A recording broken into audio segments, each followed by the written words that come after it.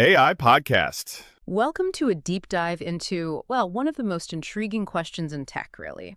How has Google not just survived, but absolutely thrived for over 25 years? Yeah, I mean, in an industry where giants rise and fall so quickly, that's almost unheard of. Exactly. So today we're unpacking a fascinating analysis that tries to dissect Google's incredible longevity. We've got a really rich stack of sources for this deep dive, including a new research paper from a top university. Our mission really is to dig into let's call it the alchemy behind Google's endurance since, 1998, Right.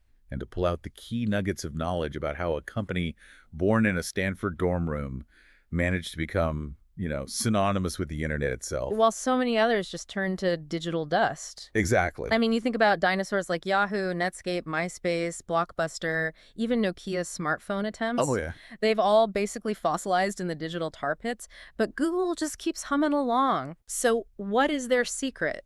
Is it pure brilliance? Incredible luck? Or, I don't know, some kind of deal with the Silicon Devil? Huh. Well, we're going to try and unpack that. We'll explore Google's core strategies, contrast its triumphs with the missteps of those fallen giants. Yeah, the contrast is really telling sometimes. And see what you, the listener, can genuinely learn from their pretty extraordinary journey. Sounds like a plan. Okay, let's dive right into the foundation. Google's search engine. It's not just a product, is it? It really feels more like a force of nature. It really does. I mean, it commands a whopping 90.1% global market share in 2025. That's just dominance. But beyond just the numbers, what was it about that PageRank algorithm that truly made it revolutionary back then? Well, what truly stands out is how PageRank completely changed information retrieval. Before Google, search was often, frankly, pretty clunky. Yeah, I remember. Hit or miss. Exactly. PageRank changed the game by understanding that the quality and quantity of links pointing to a page, sort of like votes in an election, could determine its relevance. This idea of crowdsourced credibility was the ingenious game changer. And that created this amazing network effect, right? Absolutely. More users mean better data, which leads to better results, creating this powerful feedback loop. And that's something rivals like Bing, with its valiant 3.4% share, they just can't seem to cross that gap. Yeah, right. This is what one source calls Google's moat of monopoly. Good way to put it. And think about Yahoo, once a search darling, right? But they fumbled badly by outsourcing their engine to Microsoft in 2009. Oh, I remember that. Big mistake. Huge. It was effectively signing their own death warrant in search. And that moat, it isn't just technical wizardry, is it? There's a whole psychological thing, too. Definitely. People don't search anymore, they Google. How did this verbification, as one source puts it, embed Google so deeply into our culture? It's incredibly powerful, isn't it? That verbification means Google is just ingrained. It's almost unconscious in our daily lives. Yeah. I mean, when was the last time you heard someone say they binged something? Seriously. Exactly. Never. And this deep integration, it fuels their main ad revenue stream, which is a staggering $307 billion in 2024. Wow. And that, in turn, funds all those audacious moonshots, letting them experiment on a scale few companies can even dream of. So from that incredibly strong search foundation, Google's ability to reinvent itself is, like a tech chameleon. That's a good analogy. They've spawned Gmail, Android, YouTube, and now these AI juggernauts like Gemini. They seem to always be finding new avenues. So looking at the bigger picture, how does this constant evolution, this, need to stay relevant, actually manifest in their strategy? That's exactly it. Google pivots proactively. They often seem to anticipate industry shifts. Unlike, say, Nokia, which famously clung to its Symbian operating system while iPhones were dancing circles around it. Right, or BlackBerry. Whose keyboard fetish kind of blinded them to the touchscreen revolution. Google, back in 2016, adopted an AI-first mantra. And that wasn't just talk, was it? No, not at all. It wasn't just a marketing slogan. It meant reorganizing entire teams, shifting huge R&D budgets, even reskilling employees. It's a really profound exercise in what's termed strategic fluidity. Strategic fluidity. I like that. Yeah, it's the ability to evolve your core competencies, maybe even redefine your core, while still maintaining your fundamental strengths. Very few companies of their size can manage that kind of agility. And they spend big to make that happen, too. We're talking, what, $45 billion in R&D in 2024? Yeah, massive numbers. It absolutely dwarfs many competitors. And let's not forget the famous 20% time policy from the earlier days. Oh yeah, legendary. Which famously birthed things like Gmail and AdSense. It really speaks to a systematic, almost ingrained approach to innovation diversification. Well, that brings up a crucial point, though. Yeah. How do you get innovation when you can't build it all in-house? Or maybe just not fast enough. Acquisition. Exactly. Google's acquisition strategy, which one source actually calls strategic cannibalism, is absolutely key. Strategic cannibalism. Interesting term. Yeah, think about it. They bought YouTube for $1.65 billion back in 2006. It now generates over $28 billion annually. Incredible return. And Android, acquired for a mere $50 million in 2005. Peanuts, relatively speaking. Right. This wasn't just about acquiring products. It was about buying entire ecosystems and, crucially, buying into the future. And you contrast that with, say, AOL. Oh, the AOL Time Warner disaster. Yeah, they famously squandered, what, $164 billion on that? An acquisition that arguably just dragged AOL down. Completely different approach. So a company can innovate all at once, but without that serious financial muscle, it's just a hobby, right? Pretty much. Alphabet's $318 billion revenue in 2024 is just a colossal war chest. And it cushions the big failures, like Stadia. Yeah, they can afford those kinds of misses. And it funds those huge, risky bets, like self-driving cars, Waymo. Precisely. And this financial might, it allows Google to shrug off even massive regulatory fines. Remember that $4.34 billion fine from the EU in 2018? Vaguely, yeah. Huge number. For them, it's almost like pocket change. Now, compare this to cautionary tales like Pets.com. Oh, the sock puppet. Right. Burned through $300 million in venture capital before collapsing in 2000. Or even Ask Jeeves, which just suffocated under much thinner margins. Couldn't compete. No. And Google's diversified revenue streams, you've got ads, cloud services, subscriptions. They mitigate risks. MySpace, for instance, leaned pretty much solely on social ads. And we all know how that story ended. Yeah. Google Cloud's recent profitability in 2024, that signals a really robust new pillar for them, reducing their historic dependency on advertising. That is a powerful diversification. But, some might argue that with antitrust scrutiny looming everywhere, maybe it just shifts the dependency from one potentially regulated market, ads, to another, cloud. Is that a fair assessment from the sources? Well, it's a valid point to raise, definitely. The sources suggest that while cloud does offer a different kind of market, maybe more direct enterprise revenue, the regulatory spotlight is indeed shifting to areas like cloud dominance and AI practices. So not necessarily escaping scrutiny. Not entirely, no. But the sheer breadth of their cloud services, from basic infrastructure right up to advanced AI tools, it gives them a different kind of competitive advantage. And it's a more direct relationship with businesses, which is quite distinct from the consumer ad market. Okay. So maybe it's less about avoiding regulation entirely and more about diversifying the type of market and risk profile they operate in. Gotcha. Okay, so beyond the money, there's this other layer of stickiness, isn't there? Google's ecosystem. Oh, yeah. Android on, 2 billion devices. Chrome with 3 billion users. Gmail with 1.8 billion accounts. One source described it as a velvet cage. Velvet cage. I like that. And what's truly compelling here is how Google designs its services for just seamless integration. Right. Think about it. Your Android phone, it's synced with your Chrome browser, which logs you into Gmail automatically. It all just works together. Exactly. This continuous interaction ensures users stay within their orbit, constantly feeding data back to Google, which refines ads and improves all their offerings. Creates those switching costs.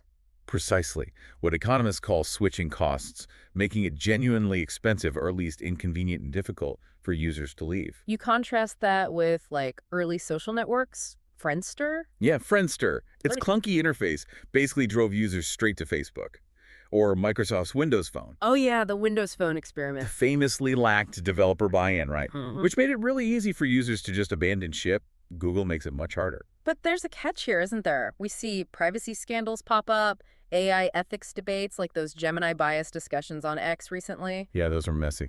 They seem to chip away at user trust. Google's seemingly insatiable hunger for data, it does risk alienating users. It's a definite risk. Yet the convenience just keeps people hooked. I mean, have you ever tried switching away from Gmail completely? It's a process. It's like leaving a cult. That's maybe a strong metaphor, but it speaks to how deeply integrated these services become, doesn't it? It absolutely does. And that tension between convenience and privacy, it's a constant tightrope walk for Google. You get incredible utility. Right. But you often do so by handing over vast amounts of personal data.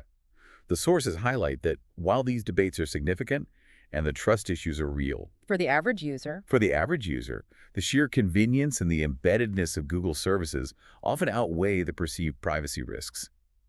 It creates a really difficult dilemma if you actually try to opt out. yeah, makes sense. So it's not just about algorithms and money then, it's also about the people. Oh, definitely. Google's early culture, packed with PhDs, those brain trusts, and that famous 20% time, it produced gems like Google Maps. Right, amazing innovation came out of that period. They're a talent magnet, still are, bolstered now by DeepMind's AI wizards. But how does a company maintain that kind of innovative culture as it scales from a startup to this global behemoth? That's the million-dollar or maybe trillion-dollar question, isn't it? Right. Well, Google's Moneyball analytics for talent acquisition, Yeah.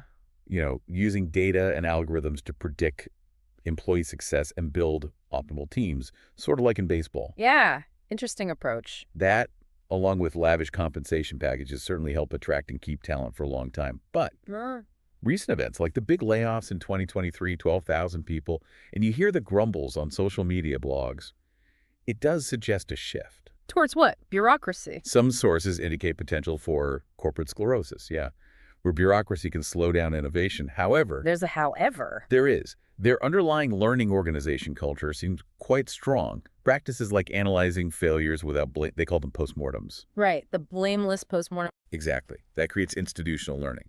So, if a product launch flops, instead of pointing fingers, teams are encouraged to rigorously analyze why it failed, extract lessons, and share them. That helps prevent repeating the same mistakes across the company. Systemic improvement. Yeah, it's about systemic improvement, which is vital at that scale. And that legendary paranoia about disruption. That seems real. Oh, it seems very real. It seems to keep them incredibly sharp. Unlike Blockbuster, which just notoriously ignored Netflix's rise. Right up until it was too late. Google constantly seems to be looking over its shoulder, preparing for the next big thing, even if it means disrupting their own business sometime. That vigilance is crucial. So let's try and synthesize this. What can we really take away from this deep dive into Google's longevity? It's clear their survival stems from a complex combination of forces. Yeah, it's not just one thing. But we can probably distill their success into a few key principles.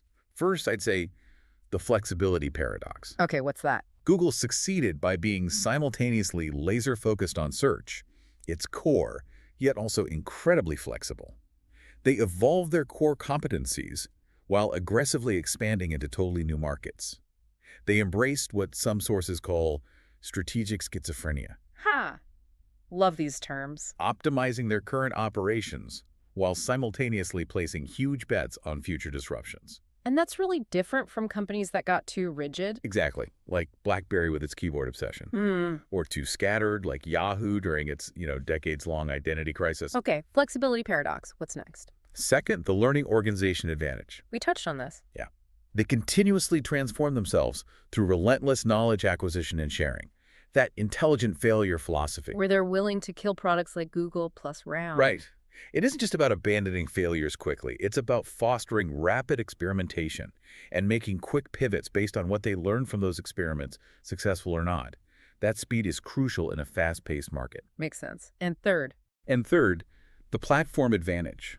Their evolution into a true platform company created multiple reinforcing revenue streams.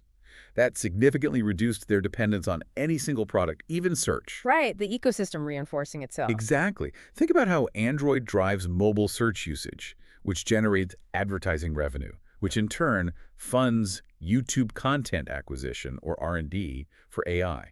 It becomes a virtuous cycle. They understood these complementarity effects, where the whole system becomes much more valuable than just the sum of its individual parts.